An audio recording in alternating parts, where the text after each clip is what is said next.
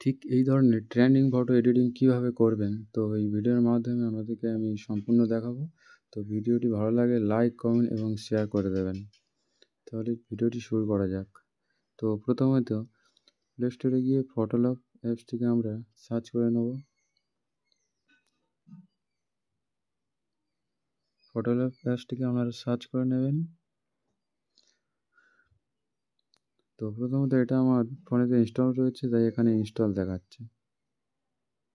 তো আপনারা প্লে স্টোরে গিয়ে এই অ্যাপসটিকে ইনস্টল করে নেবেন।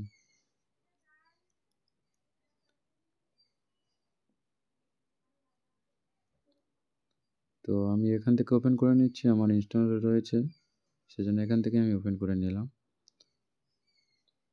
এবার চলে যাব ফটোল্যাব অ্যাপসের মধ্যে। এবার ওপরে দেখবেন এডিট ফটো বলে একটি অপশন রয়েছে, এডিট ফটো, ওখানে ক্লিক করবেন। ক্লিক করে যে ফটোটা আপনারা এডিট করতে চাইবেন সেই ফটোটা ক্লিক করে নেবেন। তো আমার এই ফটোটা ভালো লেগেছে, এটাই আমি ক্লিক করে নিলাম। এবার চলে যাবেন এআই ফিল্টার, এআই ফিল্টারে ক্লিক করবেন। এবার স্ক্যান হবে, স্ক্যান হওয়ার পরে নতুন নতুন ব্যাকগ্রাউন্ড পাবেন। যতবার স্ক্যান করবেন ততবার নতুন নতুন ব্যাকগ্রাউন্ড পাবেন।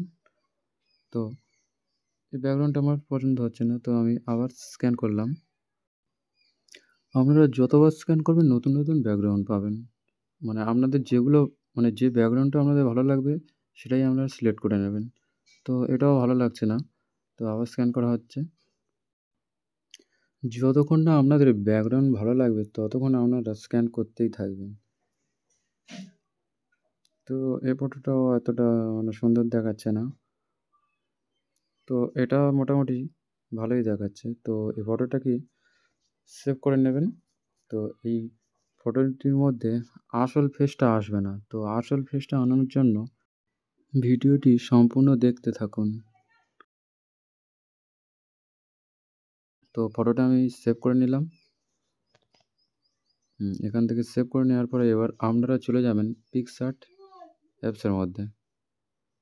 পিকশার্ট অ্যাপসের মধ্যে গিয়ে যে ফটোটা আপনারা সেভ করেছেন ওটা আপনারা সিলেক্ট করে নেবেন। নিয়ে অরিজিনাল ফটোটি এবার সিলেক্ট করবেন অ্যাড ফটোতে গিয়ে। এবার অরিজিনাল ফটোটি আপনারা সিলেক্ট করে নেবেন। এবার রিমুভ করে নেবেন, ফটোটিকে রিমুভ করে নেবেন। ওই মডেলের মাপে এবার বসিয়ে দেবেন, ফটোটা বড় করবেন, জুম করে বসিয়ে দেবেন। এবার ওপরে দেখা পাবেন একটা রাবার, ওই রাবারে গিয়ে ক্লিক করবেন। ক্লিক করে কি করবেন, ইনভার্ট বলে যে অপশানটি রয়েছে ওখানে ক্লিক করবেন। এবার রিস্টোর অপশানে যাবেন, গিয়ে মডেলটির ফেসের ওপর মডেলের অরিজিনাল ফেসটিকে বসিয়ে দেবেন ঠিক এমনভাবে।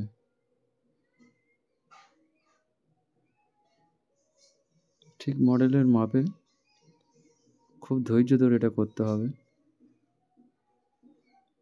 এবার মডেলটির ফেসটিকে এবার একটু হালকা করে দিতে হবে, হিসাব অনুযায়ী আপনারা করে নেবেন।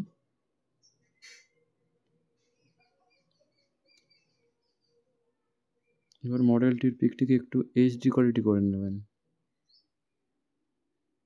কিছুক্ষণ ওয়েট করুন, কিছুক্ষণ ওয়েট করার পর আপনারা বুঝতে পারবেন ফটোর কোয়ালিটি কত সুন্দর এইচডি হয়ে গিয়েছে। তো এবার আপনারা ফটোটিকে সেভ করে নেবেন।